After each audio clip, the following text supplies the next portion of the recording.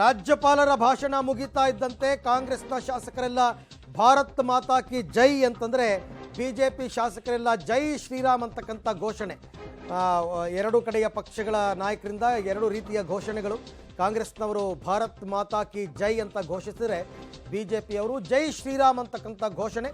ಆರಂಭದಲ್ಲೂ ಕೂಡ ಜೈ ಶ್ರೀರಾಮ್ ಅಂತಕ್ಕಂಥ ಘೋಷಣೆಯನ್ನು ಕೂಗಿದ್ರು. ಇವತ್ತು ಎಲ್ಲರೂ ಕೂಡ ಕೇಸರಿ ಶಾಲನ್ನು ಧರಿಸಿ ಬಿಜೆಪಿಯ ಶಾಸಕರು ಸದನಕ್ಕೆ ಆಗಮಿಸಿದರು. ಒಂದು ಕಡೆ ಎಷ್ಟೋ ಶತಶತಮಾನಗಳ ಕನಸು, ಭಾರತೀಯರ ಕನಸು ರಾಮ ಮಂದಿರ ನಿರ್ಮಾಣ ಆಗಿರ್ತಕ್ಕಂಥದ್ದು. ಅದನ್ನು ಈ ರೀತಿಯಾಗಿ ಸಂತಸವನ್ನು ತೋರಿಸ್ಕೊಡೋದಕ್ಕೋಸ್ಕರ ಬಿಜೆಪಿ ಶಾಸಕರೆಲ್ಲರೂ ಕೇಸರಿ ಶಾಲನ್ನು ಹಾಕ್ಕೊಂಡು ಬಂದು ಸದನದಲ್ಲಿ ಜೈ ಶ್ರೀರಾಮ್ ಅಂತಕ್ಕಂಥ ಘೋಷಣೆಯನ್ನು ಮೊಳಗಿಸಿದ್ದಾರೆ. ಬಿಜೆಪಿಯ ಶಾಸಕರೆಲ್ಲರೂ ಕೂಡ ರಾಜ್ಯಪಾಲರನ್ನ ಬೀಳ್ಕೊಡುಗೆ ಮಾಡಿ ನಂತರ ಈಗ ಸ್ಪೀಕರ್ ಅವರು ಮತ್ತೆ ತಮ್ಮ ಸ್ಥಾನಕ್ಕೆ ಬಂದು ಆಸೀನರಾಗ್ತಾರೆ.